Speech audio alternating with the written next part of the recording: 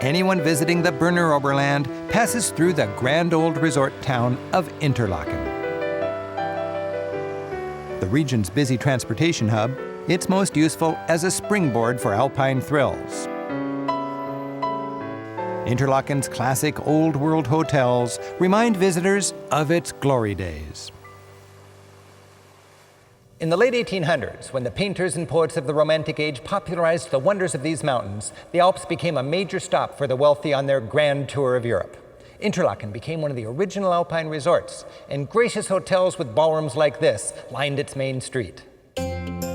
Interlaken's glory days are long gone, its elegant old hotels eclipsed by new, more jet-setty resorts. Today, its streets are filled with shopping temptations. Monitors show live pictures of the visibility at famous peaks. If the TV screen shows the summit is sucked in, you can choose from some interesting lowland options. In the 20th century, Switzerland, famous for its neutrality, became an Alpine Fortress, honeycombed with underground military installations. Behind this door hides an army hospital with several thousand beds. Anticipating an invasion, Switzerland had airstrips buried in the mountainsides and pop-up tank barriers embedded in the freeways. Every strategic bridge and tunnel, designed with explosives built in, could be destroyed with a moment's notice. My friend Fritz Hüttmacher, who just finished 20 years in the Army Reserve, is giving away a few Swiss military secrets. So Switzerland is famous for being neutral. Yes, but over the last 70 years, the Alps got turned into a huge fortress. Now we have over 15,000 buildings, like the ones around us, with hidden guns. And even the neighbors, they were not aware what's in. They were so secret. 15,000 underground installations. Yes. This barn looks like many others in Switzerland, but it hides a secret. Let's have a look inside. Wow, look at this thing. What was this for? Why did they have this here? It was for World War II. It protected the fortress, the Alps.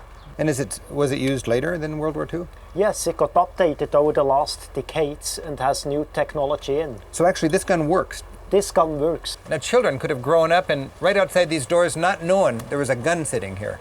Not only children, generations were not aware what was actually inside those buildings. And this is not wood. It looks like wood. No, that's solid concrete. In this town, 4 innocent-looking hay barns conceal a network of tunnels connecting several of these big guns. With the end of the Cold War, many of these once top-secret sites are now open to the public as museums. This is the gun we just saw. Guten Tag. Guten Tag. Yeah, kann Sie spielen? Ja, sicher. So Fritz, from headquarters, they would tell them what coordinates to set this on? Yes, they're the coordinates, and they get into that calculator, and the gun gets adjusted. Okay. A quick demonstration shows how the gun was prepped and loaded. This is not just a museum piece. It feels like it could still work. Yeah, if we had a live round, we could still fire it today.